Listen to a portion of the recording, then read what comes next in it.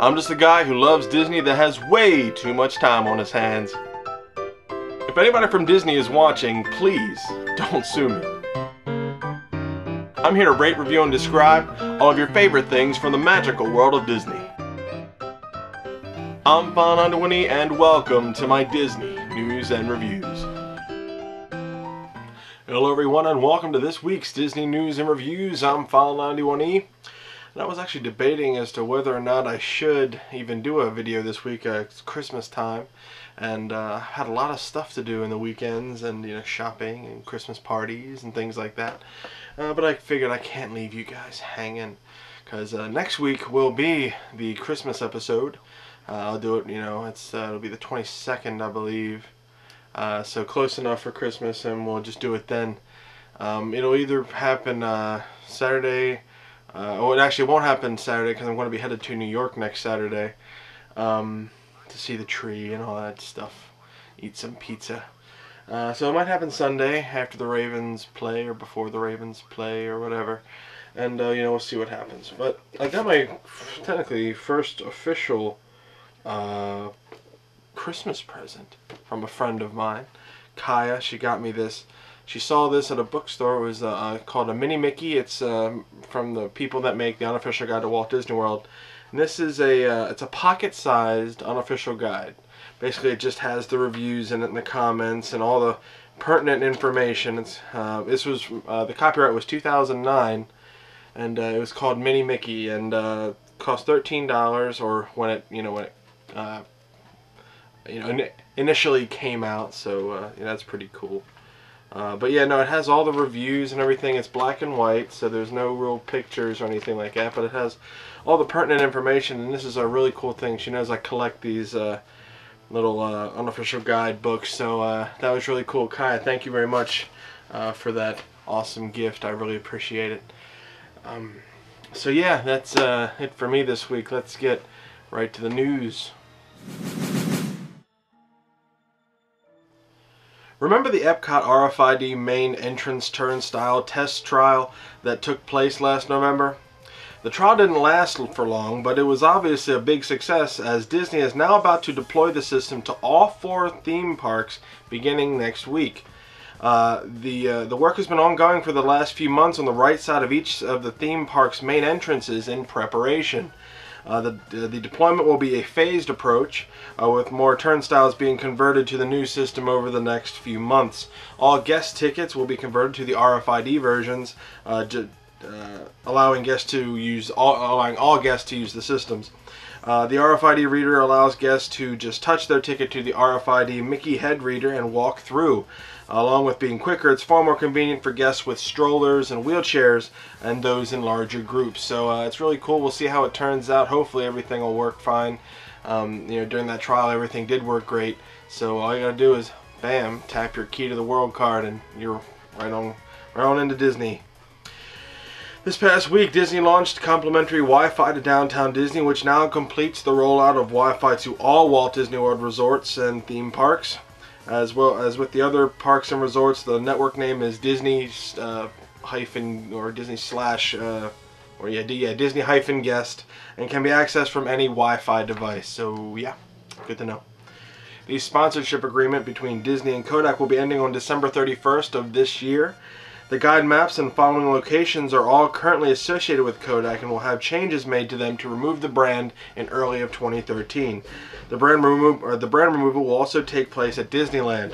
The rides or places that will be affected are Disney's Mickey's PhilharMagic at the Magic Kingdom, Muppet Vision 3D at Disney's Hollywood Studios, all park picture spots at the Epcot Camera Center, Cover Story at Disney's Hollywood Studios, and Garden Gate Gifts at Disney's Hollywood Studios. They'll all have stuff that will be taken down that relates to Kodak, because yeah, it's good to know.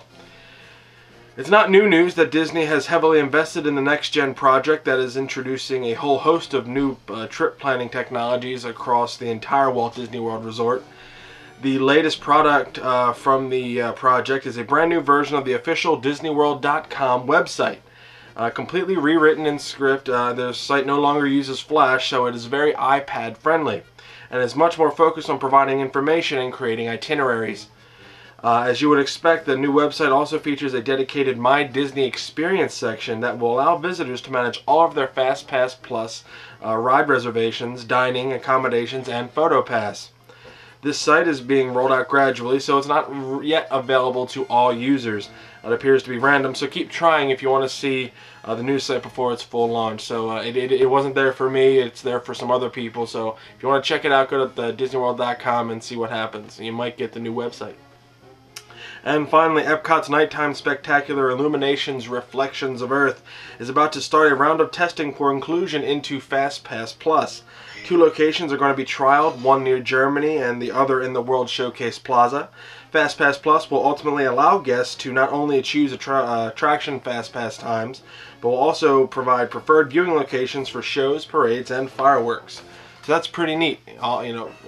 Optimal viewing locations for Illuminations would be great, because I love that show and I think that's really cool. So that's it for the news this week. Let's get right to the reviews.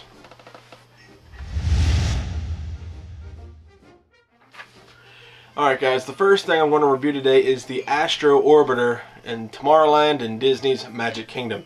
Now what these guys say the Astro Orbiter is a Buck Rogers style rockets involving revolving around a central axis. Minor attraction, go before 11 a.m. or after 5 p.m. This attraction is not as innocuous as it appears, not worth the wait, 2 stars.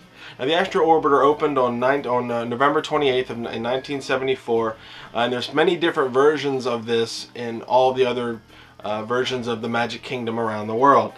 They also, they might share a different name, or they might have, different names, but they all share the same premise of being a rocket spinner attraction that's, spins around a central monument sort of thing. Very, midway type ride.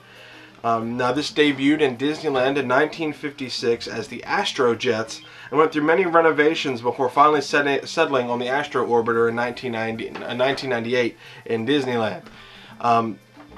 Now the Magic Kingdom version didn't grace the Tomorrowland until 3 years after the Magic Kingdom opened in Florida. There was a Tomorrowland expansion, and Tomorrowland really wasn't finished when Walt Disney World opened in Florida. So they had a bunch of stuff to do. They put in Space Mountain in that renovation period, and they also put in the this Astro Orbiter, but it wasn't known as the Astro Orbiter then. It was the Rocket Jets. Or I'm sorry, the Star Jets, and it was actually a focal point for the new Tomorrowland. It was big, gaudy. It was mounted right on top of the Tomorrowland Transit Authority. That's still where it is to this day. In order to get on the Astro Orbiter, you have to go up, kind of an escalator sort of thing to get to it. And it's nice because it provides a really nice view of the Magic Kingdom, particularly Tomorrowland. But it's actually really neat. In 1994, the attraction reopened as the Astro Orbiter, along with a second major overhaul of Tomorrowland, because then it was then known as Star Jets. But when they overhauled Tomorrowland and they added the alien encounter and the Buck Rogers style of theming and everything, they geared it all up and made it nice and neat. Now originally it was all it was all rocket based. You were revolving around a rocket, but when they renovated it, there was a lot of precision iron cut stuff, and you had the rockets that were revolving around a central hub, obviously, but there was planets going the other way, so it simulated flying through planets, which was really cool. So that's also nice. And plus, it's also a great photo op. For Tomorrowland, it really looks and makes Tomorrowland look, retro futuristic, which is pretty neat. Now, all versions of this ride around the world have rockets. You hop in rockets. There's 2 of them, or there's 12 rockets, and each hold around 2 people, and you can go up and down. But except for Hong Kong Disneyland, you're in flying saucers. So that's kind of how it is. Now basically what the Astro Orbiter is you go into the line, you wait a long time, you hop in the rockets, you spin around, you get a good view of the Magic Kingdom, you go up and down, and then you leave after a minute and a half of the ride. So it's really not worth it. Kids like it because it's a very simple ride, but again, parents hate it because there is such a long wait for this ride. And aside from the the nice view, during the the sunsets and everything, the Astro Orbiter is just a basic revolving a midway ride, kind of in the same vein as the Magic Carpets of Aladdin or the Triceratops Spin or Dumbo, things of this nature. But it's a great kids ride. Kids like it, but adults really don't. So what am I going to give the Astro Orbiter and Tomorrowland in the Magic Kingdom? I'm going to give it 2 stars. This is one of those things you can skip, and I only recommend you get on it if there is no line, you're on your way out, and you want to get on one quick last ride. You'll get a good view of the Magic Kingdom from this, just because you are up so high, because it is platform or the station right on top of the Tomorrowland Transit Authority platform. But it's it's a fun enough ride. Kids like it. Adults usually won't, unless they have some sentimental attachment to it. But it's not one of my personal favorite attractions. I go on it whenever I can, again only if there is a small wait and I just happen to be passing by it, and I'll just be like, whatever, I'll get on real quick. So yeah, those are my travel tips for you. There's so many other great things to see in the Magic Kingdom, including the Tomorrowland Transit Authority, the TTA People Mover, that you can skip this, but it is what it is. Get on it if you want, but I don't really recommend it. So the Astro Orbiter, while it does have a lot of history, it is one of those things you can skip. In the Magic Kingdom, Tomorrowland, 2 stars. Alright guys, the next thing I want to review today is the Voyage of the Little Mermaid, located in the Animation Courtyard section of Disney's Hollywood Studios. Now, what these guys say the Voyage of the Little Mermaid is a musical stage show featuring characters from the Disney movie The Little Mermaid. Major attraction, go before 9:45 a.m. or just before closing. Romantic, lovable, and humorous in the best Disney tradition, not to be missed. 4 stars. This actually was a show I had really never been to, or if I had gone to it, it was when I was really young and I hadn't been there in a while. But I went on it last time. It was my rest day. Everybody else was resting. I got up real early, went to the Hollywood Studios to finish my stuff out. I saw this and Beauty and the Beast and did something else, I can't remember. But it was great. I enjoyed it. Now this opened in January of 1992, and this is a show that uses live actors and puppets in all the best kinds of ways. This replaced the previous attraction called Here Comes the Muppets that ran for ever since the opening, and this has run ever since then. So that's really cool. This is one of the longest shows in Disney history.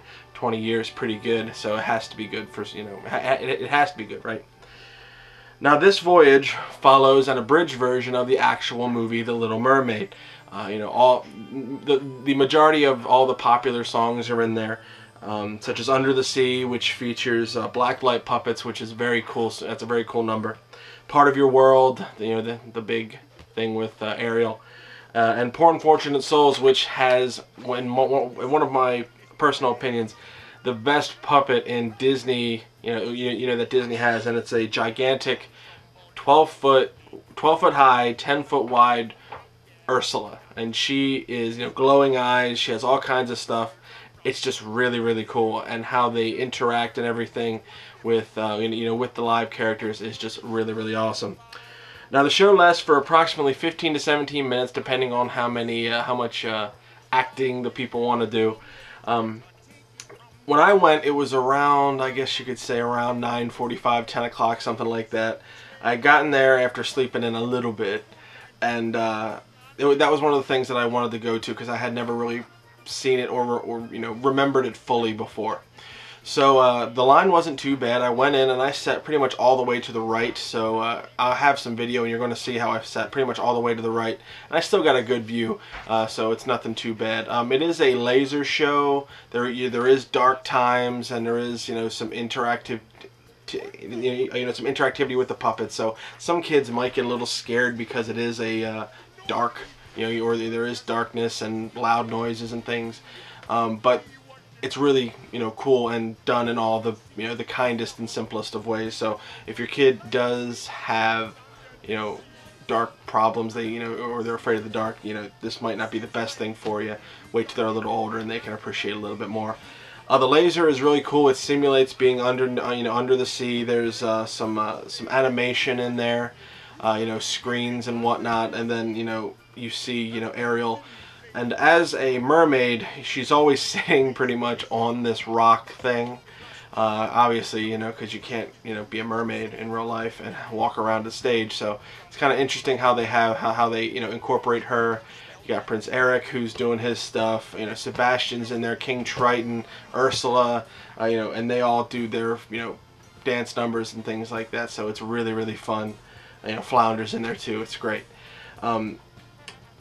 So yeah, like I said, I have some video, and I'm not going to show you the whole show. I did show the whole show or video it. And if you want to see the whole show, check out my File91e the movie part 2 or 1, I believe. I can't remember, but I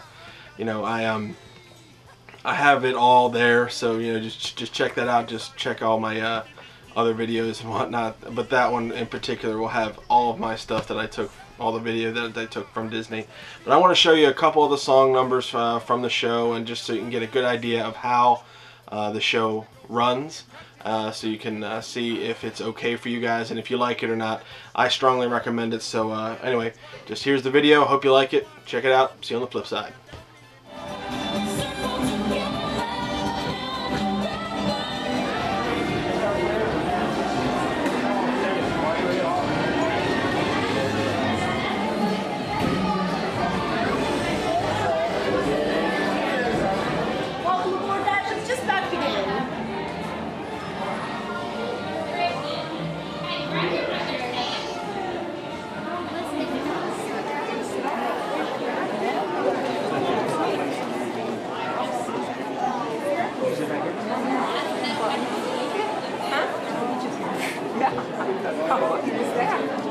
The Little Mermaid.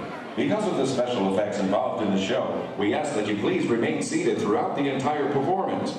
For the safety of our performers on stage, we also ask that you refrain from using all flash photography. High-speed film or video cameras with no lights are fine, but please, no flash photography. And now, Disney's Hollywood Studios presents Voyage of the Little Mermaid. You got a pair up here as well. I'll sit there. There's a pair of seats right there.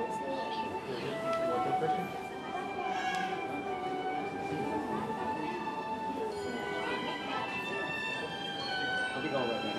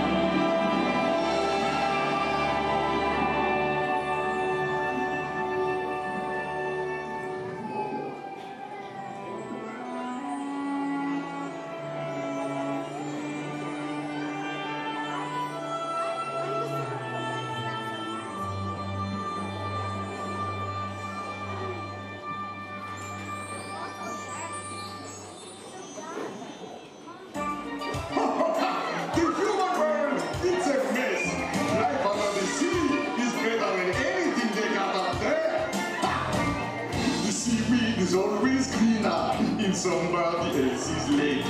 You dream about going up there, but that is a big mistake. Just look at the world around you, right here on the ocean floor. Such wonderful things around you. What more is you looking for? Under the sea, under the sea.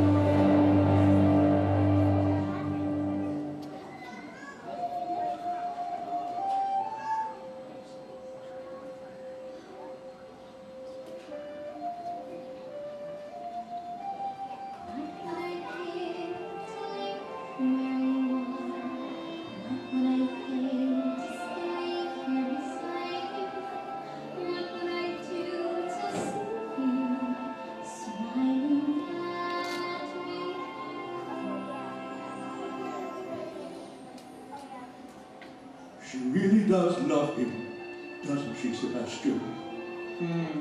It's like I always say, Your Majesty. Children got to be free to lead their own lives. Then I guess there's just one problem left. And what's that, Your Majesty? How much I'm going to miss her.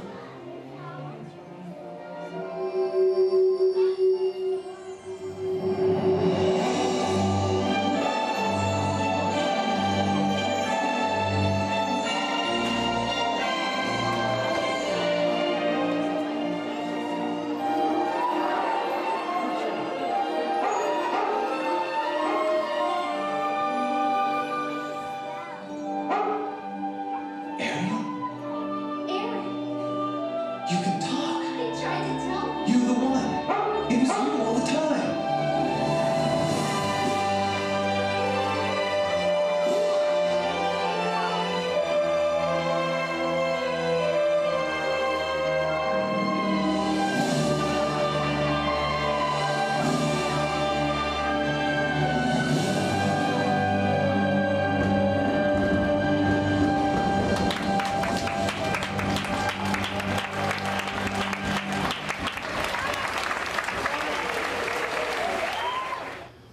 What I say, right? It was pretty cool the way they do, handle the puppets. It's the puppetry is neat because the puppets, it's not like the Finding Nemo attraction in Disney's Animal Kingdom. I think the puppets there kind of are some of the best cumulatively, but the Ursula puppet, that's just huge, and how they had all that go just looked really cool.